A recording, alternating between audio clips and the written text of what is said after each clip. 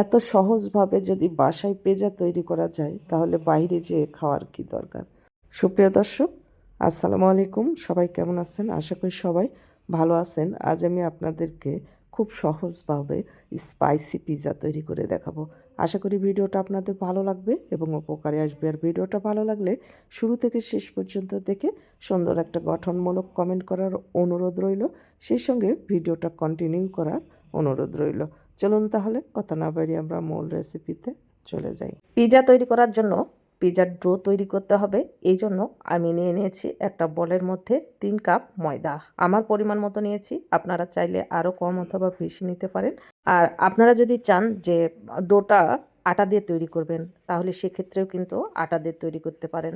তো আমি 3 কাপ ময়দার জন্য এখানে নিয়েছি ছোট চামচের 2 চামচ ইস্ট, 4 চামচ নিয়েছি চিনি, আর সামান্য একটু দিচ্ছি লবণ স্বাদ মতো। আর লবণ দিয়ে শুকনো উপকরণগুলোকে ভালো করে হাত দিয়ে মিশিয়ে নিয়েছি। এরপর অ্যাড করে দিতে হবে হালকা কুসুম গরম পানি। লোকটা যেন চুবিয়ে রাখা যায় এই রকম গরম পানি নিতে হবে। আর একবারে পানি দিতে যাবেন না, অল্প অল্প পানি দিয়ে নরম ডো তৈরি করে নিতে হবে। বেশি পানি একবারে দিতে যাবেন না, তাহলে ডোটা নরম হয়ে যাবে। এখন এই পর্যায়ে আমি অ্যাড করে দিব তেল। আগে তেল অ্যাড করি নাই। এই পর্যায়ে তেল অ্যাড করলে হয় কি, এই যে হাতে প্রচুর পরিমাণ ময়দা লেগে থাকে, এই ময়দাটা কিন্তু খুলে যাবে। আর যদি দেখেন হাত থেকে ময়দা খুলতেছে না, তখন আপনারা হাতটা ময়দার মধ্যে কোট করে নিয়ে 2 হাত দিয়ে ডলা দিলে কিন্তু খুব সুন্দরভাবে হাতটা পরিষ্কার হয়ে যাবে। আর এই ডোটা ভালোভাবে মথে নিতে হবে অন্তত 4 থেকে 5 মিনিট। দেখেন আমি মথে নিয়েছি আর সুন্দর একটা নরম সফট ডো তৈরি করে নিয়েছি। আর এই ডোটা যেন উপর থেকে ড্রাই হয়ে না যায়, এর জন্য উপরে সামান্য একটু তেল ব্রাশ করে দিতে হবে। আর এটা চাইলে আপনারা গরম কোনো স্থানে বা চুলার পাশে কিংবা গরম পানিতে রেখে অ্যাক্টিভ করে নিতে পারেন। হালকা কুসুম গরম পানির উপর রাখবেন। আর আমি যেভাবে রাখি সেটা হলো, আমি ওভেনের ভিতর রাখি। ওভেনটা 1 মিনিট প্রি হিট করে এর মধ্যে রেখে দিই অন্তত 1 থেকে 1.5 ঘন্টার জন্য। তাতে আমার অ্যাক্টিভ হয়ে যায়। যে দেখেন আমি 1.5 ঘন্টার মতো রেখেছি, তাতে কিন্তু আমার সুন্দরভাবে ফুলে ডাবল হয়ে গেছে। আর এই যে ভিতরে যে বাবল ক্রিয়েট হয়েছে সেগুলো একটু বের করে নিতে হবে। আর আমি পিৎজার ডোটা একটু বেশি করে তৈরি করেছি, কারণ আমার পিৎজাটা বেশি লাগবে তাই নিয়েছি। আপনাদের যতটুকু প্রয়োজন ততটুকু নেবেন। তো আমি এখান থেকে কিছুটা ডো আমি একটা মোল্ডের মধ্যে নিয়ে নিয়েছি আর হাত দিয়ে এইভাবে চেপে চেপে পুরো মোল্ড সেট করে নিয়েছি। আপনারা চাইলে এটা বেলুনি পিঁড়িতেও বেলে নিতে পারেন। এখন আমি পিৎজাটা যেন ফুলে না ওঠে এই জন্য একটা কাঁটা চামচ দিয়ে এইভাবে ছিদ্র করে দিয়েছি।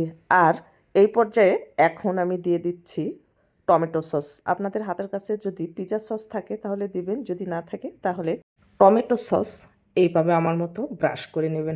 আমি পুরা পিৎজার গায়ে টমেটো সস ব্রাশ করে নিয়েছি। এখন পিৎজার যে অরিজিনাল ঘ্রাণ আর টেস্টটা পাওয়ার জন্য উপর দিয়ে ছড়িয়ে দিচ্ছি অরিগানো। অরিগানোটা অবশ্যই দিবেন। আর এই অরিগানোটা যে কোনো সুপার শপেই পেয়ে যাবেন। আর এখন উপর দিয়ে আমি দিয়ে দিচ্ছি কিছুটা পেঁয়াজ কুচি। আপনারা যদি পেঁয়াজ কুচি করে না দিতে চান সেক্ষেত্রে পেঁয়াজটা আপনারা যে কোনোভাবেই দিতে পারেন। আর দিয়ে দিচ্ছি কাঁচামরিচ কুচি। যদি ঝাল খেতে পছন্দ না করেন তাহলে কাঁচামরিচটা স্কিপ করবেন। আর দিয়ে দিচ্ছি আগে থেকেই ভেজে রাখা মুরগির বুকের মাংস। যারা মুরগির মাংস খেতে পছন্দ করেন না তারা চাইলে গরুর মাংস দিয়েও কিন্তু এই পিৎজাটা তৈরি করতে পারেন। এখন উপর দিয়ে আমি দিয়ে দিচ্ছি মজরালা চিজ। এই চিজটাও আপনারা যে কোনো সুপার শপে বা মুদির দোকানে আপনারা পেয়ে যাবেন। উপর দিয়ে আবারও ছড়িয়ে দিলাম অরিগানো। আপনারা চাইলে এই পিৎজাটা চুলায় বেক করতে পারেন। আর চুলায় যখন বেক করবেন তখন যে পাত্রে পিৎজা বেক করবেন সেই পাত্রটা প্রথমে মিডিয়াম আঁচে 10 মিনিট গরম করে নেবেন।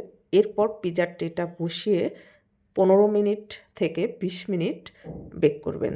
আর আমি এই পিৎজাটা ওভেনে বেক করব 200 ডিগ্রিতে 10 থেকে 15 মিনিট। যেহেতু আমার পিৎজাটা ছোট তাই পিৎজার উপর ডিপেন্ড করে পিৎজার টাইম কম অথবা বেশি লাগতে পারে। তো আমার পিৎজাটা যেহেতু ছোট তাই আমি 10 মিনিট 200 ডিগ্রিতে বেক করে নিয়েছি। আর দেখেন কত সুন্দর আমার পিৎজাটা বেক হয়ে গেছে। এখন একটু কেটে আপনাদেরকে দেখাই আর কত সহজভাবে পিৎজাটা আমি তৈরি করে ফেললাম। এইরকম মজার মজার সহজ আর নিত্য নতুন রেসিপিগুলো পেতে আমার চ্যানেল সাবস্ক্রাইব করে পাশে থাকা বেল আইকনটা ক্লিক করে রাখবেন, যেন নতুন কোনো ভিডিও ছাড়ার সঙ্গে সঙ্গে নোটিফিকেশান সবার আগে আপনার কাছে পৌঁছে যায়। আর যারা ফেসবুক থেকে দেখবেন, প্লিজ ফেসবুক পেজটাকে ফলো দিবেন, লাইক কমেন্ট শেয়ার করে আমার পাশে থাকবেন। ভালো থাকবেন সবাই, দেখা হবে পরবর্তী ভিডিওতে। আল্লাহ হাফিজ।